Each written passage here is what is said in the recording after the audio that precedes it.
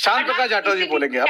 शांत प्रकाश जाटव जी, ठीक है निम्मी, जाऊंगा आपके पास। शांत प्रकाश जाटव जी, आपको अच्छा लग रहा होगा जब कांग्रेस के प्रवक्ता बोल रहे थे, तो बड़ा अच्छा लग रहा होगा आपको, क्योंकि जितना वो आगे बढ़ेंगे उतना आपको फायदा होगा।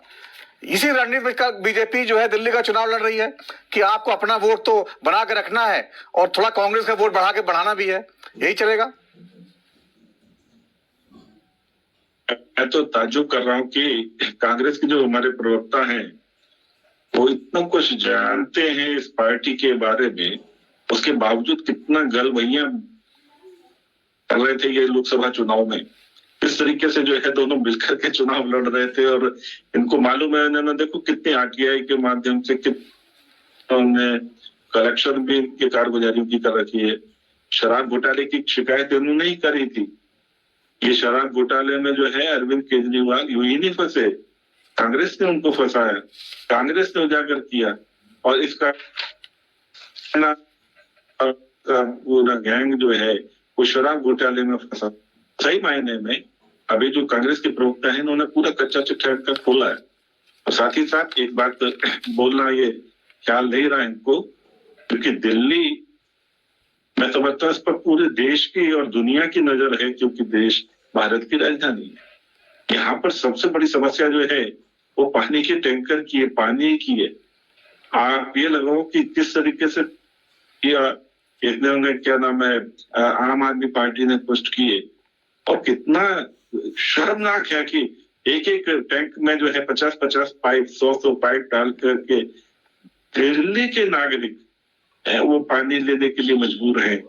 लेकिन शांत प्रकाश जाटव जी, शांत प्रकाश जाटव तमाम मुद्दे आप लोग उठा रहे हैं, वो बताएंगे कि क्या ये अच्छा लगता है कि टैंकर में पानी भर करके टैंकर से पानी पीने के लिए मजबूर हो रही है।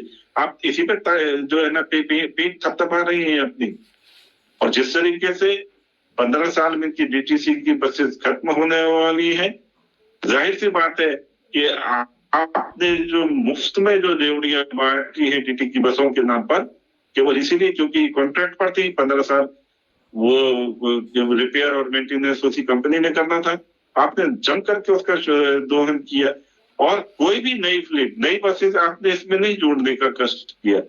आने वाले समय में मालूम पड़ेगा जो भी सरकार बनेगी उसके ऊपर कितना बोझ पड़ेगा।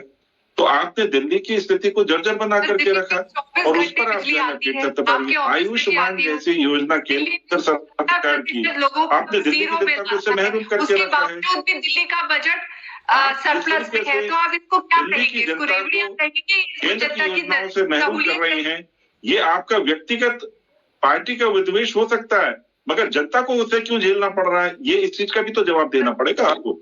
ठीक है, सब चीजें देख रही है दिल्ली की जनता, क्योंकि आपने केंद्र की योजना से भी महरूम रखा है दिल्ली की जनता को। और देखो हमने जिस तरीके से झोपड़ बस्तियों को हटा करके और 4700 नई बेहतरीन मकान बना करके उनको बढ़ती सूदी में दिए हैं, उन लोगों ने जिन्होंने इसका लाभ लिया है वो जनता बहुत खुश है। वो देख रही है कि हाँ ये वाकई जमीन पर जो है ये पार्टी काम करती है।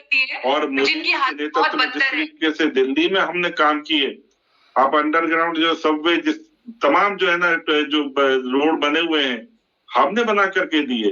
दिल्ली के आसपास की सड़कें दिल्ली में जो ट्रकों का जो जखीरा करता हमने जो पहले रोड बना करके उसको जो है ना बेहतरीन से बेहतरीन जो है ट्रांसपोर्टेशन की व्यवस्था, सड़कों की व्यवस्था, हॉस्पिटल्स जो हमारे हैं केंद्र द्वारा चल रहे हैं उन्होंने बेहतरीन व्यवस्था सब तरीके से हमने देने की न केवल कोशिश की बल्कि उनको हमने बेहतरीन तरीके से उनको दिया भी है। तो दिल्ली की जनता हमारे काम को देख रही है और हमारे काम को डेफिनेटली एप्रिशिएट करते हुए दिल्ली की जनता जो है मैं समझता हूँ कि दिल्ली आम आदमी पार्टी को हटा करके बागडोर भी हमारे हाथ में देगी ताकि जो है दिल्ली का जो है चहुमुखी विकास जो है हो सके और उसका लाभ सारी जनता। लेकिन शांत प्रकाश जाटव जी, सबसे बड़ी चुनौती बीजेपी की जो है वो जो है केजरीवाल जी की जो स्कीम्स है, जो मुफ्त स्कीम है, वो खुद कहते हैं हम रेवड़ी बांट रहे हैं। अभी तो रेवड़ी खिलाने भी लगे हैं, घर घर जाकर जनता को रेवड़ी खिला रहे हैं, मीठा करा रहे हैं, तो वो बाकायदे मानते हैं कि हम रेवड़ी बांट रहे हैं। आप लोगों के सामने दिक्कत है, अभी आपकी कोई रेवड़ी आई नहीं है दिल्ली में, तो ये दिक्कत आएगी आपको। मैं नहीं समझता कि जो सुविधाएं दे रही है दिल्ली पे सरकार जो है उसको देखो। अभी जो बिजली की जो सुविधा दे रहे हैं ये 200 यूनिट जो है ना एक वर्ग को दे रहे हैं, मगर उसके वर्ग में जो है ना कमर्शियल बिजली इन्होंने डबल दाम की हुई है।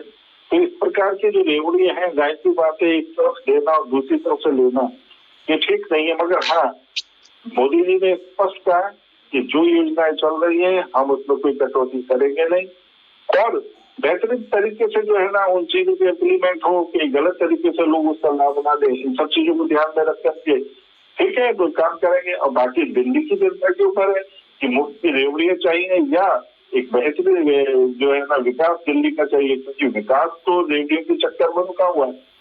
तो जिस तरीके की बातें अरविंद केजरीवाल कर रहे हैं ये एक अच्छी राजनीति का तरीका नहीं है। बिल्कुल दिया जाना चाहिए, लोगों को जरूरत है उनको दिया जाना चाहिए, जिनको है उसमें कोई गुरेज नहीं है। मगर चुनावी दौर में आप घोषणा कर देते हैं मगर उसके बाद में देते नहीं है। आपने पंजाब में 3 साल से जो है ना जो महिलाओं को पेंशन देने की बात कह रखी है, कोई पैसा नहीं दिया। और आज ताज्जुब की बात है कि मैं दिल्ली ये कांग्रेस का पढ़ रहा था, 2500 रुपए देने की घोषणा की। अरे आपने हिमाचल प्रदेश में तो पैसा दिया नहीं अभी तक, 1500 रुपए की घोषणा की आपने। तेलंगाना में भी स्थिति ये है कि वहां पर भी आप नहीं दे रहे हैं, वहां भी आपने तमाम बजट रोक रखे हैं, डेवलपमेंट रुकी हुई है। वहां के मुख्यमंत्री ने साफ कहा कि हमारे पास में डेवलपमेंट के लिए पैसा नहीं है, हमने जो 5 वायदे किए हैं हमें उसमें पैसा खर्च करना है। तो जब आप केवल इस प्रकार की घोषणाएं करेंगे तो प्रदेश की तो स्थिति जर्जर हो जाएगी, वही हालत पैदा हो जाएगी जो पहले थी, गड्ढों में सड़कें ढूंढने वाली, वही लाइट नहीं रहेगी, वही उसी तरीके से जो है ना पानी की किल्लत रहेगी।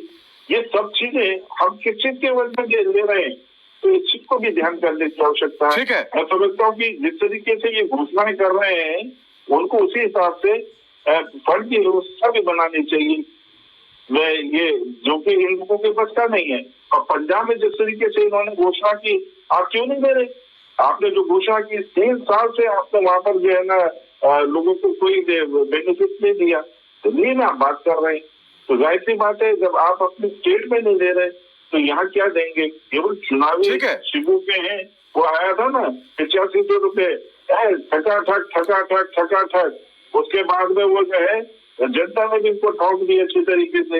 इस प्रकार की घोषणा कर रहे हैं, वो जनता इस बार भी इनको ठोक देगी। ठीक है शांत प्रकाश जी, ठीक है आपकी बात आ गई है, ठीक है आगे बढ़ना। अतुल सिंघल साहब, ठीक है शांत प्रकाश जी।